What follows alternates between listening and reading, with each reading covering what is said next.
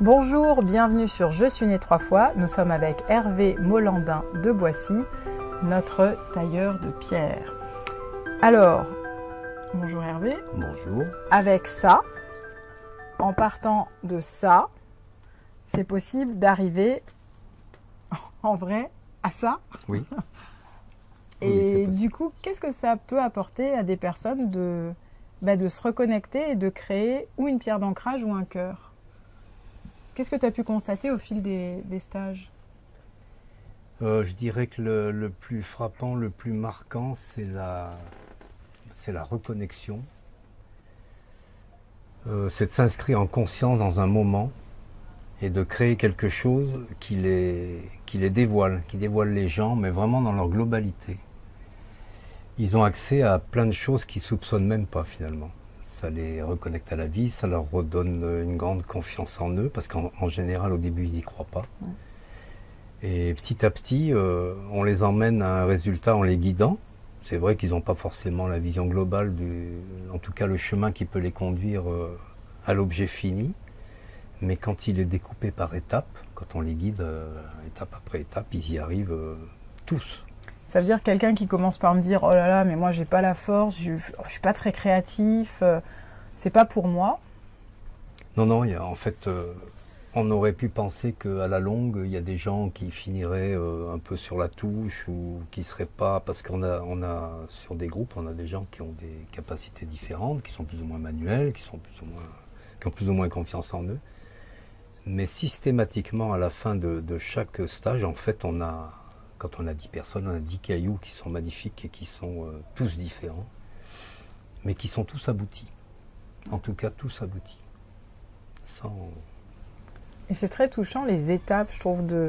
C'est super, il y a un engouement, puis à un moment, il y a une phase de « Oh là là, ça avance pas », et puis « Oh là là, il peut y avoir un éclat », et puis « Oh là là ». Oui, c'est là que la guidance est importante finalement, parce qu'étape après étape, en fait, on ne peut pas être exclu. L'avantage des techniques et de la guidance, c'est qu'elle laisse personne de côté et que chacun fait ce qu'il a à faire à sa mesure, mais personne reste de côté. Quand je dis abouti, c'est vraiment abouti. On passe par plusieurs stades, on passe par le doute, par la peur. Il y a des gens qui sont même découragés, ils vont faire un tour, ils se calment, ils reviennent, mais aucun finalement ne laisse quelque chose qui n'est pas fini. Tout le monde fait son cycle. Quand tu parles comme ça, j'entends vraiment initiation. Ah oui, mais c'est clairement une initiation, ça, il n'y a aucun doute là-dessus. Et ça va bien plus loin que l'initiation à un travail. On y met beaucoup plus de choses, ça va beaucoup plus loin. On passe par plein de stades différents et c'est très complet, vraiment très complet.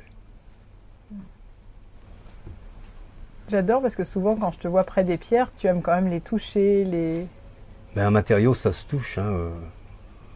Pour toi, elles sont vivantes? Oui, elles sont vivantes. Sans aucun doute. À leur rythme. Quelque part, on ne mesure pas ce rythme, encore une fois, par l'âge qu'elles peuvent avoir. Elles vibrent différemment, elles respirent, elles évoluent, elles s'érodent, mais elles ont leur propre rythme, tout comme le végétal, tout comme l'animal. Il faut juste accepter qu'il y ait plusieurs rythmes différents. C'est pas pour ça qu'on n'est pas connecté à ces rythmes, c'est juste s'ouvrir à ces rythmes, les entendre, les percevoir. Et même si on ne les perçoit pas, c'est pas pour ça qu'ils n'existent pas. Et ça, c'est un rythme dans lequel, petit à petit, finalement, ça serait un peu ton monde. Et j'entendais certains stagiaires arriver comme dans un brouhaha, et petit à petit, hop, ils rentraient dans un autre espace. Et d'ailleurs, souvent, quand le rappel du temps était donné, il y en a plusieurs qui me disaient c'est une blague. Et non, c'était pas une blague. Est-ce que tu ouvres différents espaces-temps pendant les stages? Mais quand on parle de connexion, c'est vraiment ça. C'est qu'on vit dans un monde assez ahurissant aujourd'hui. On est dans un rythme de vie qui est complètement fou. Alors quand on est dedans, on n'y trouve ou pas son compte, mais on s'y habitue en tout cas. Ça ne met pas forcément les gens à l'aise.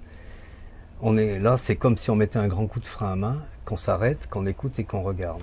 Alors c'est assez déstabilisant, on peut se sentir très perturbé, on peut même se sentir complètement perdu. Mais l'avantage d'avoir le toucher avec le matériau, c'est qu'on rentre vraiment dans autre chose, il y a un contact. et ça devient très vite serein.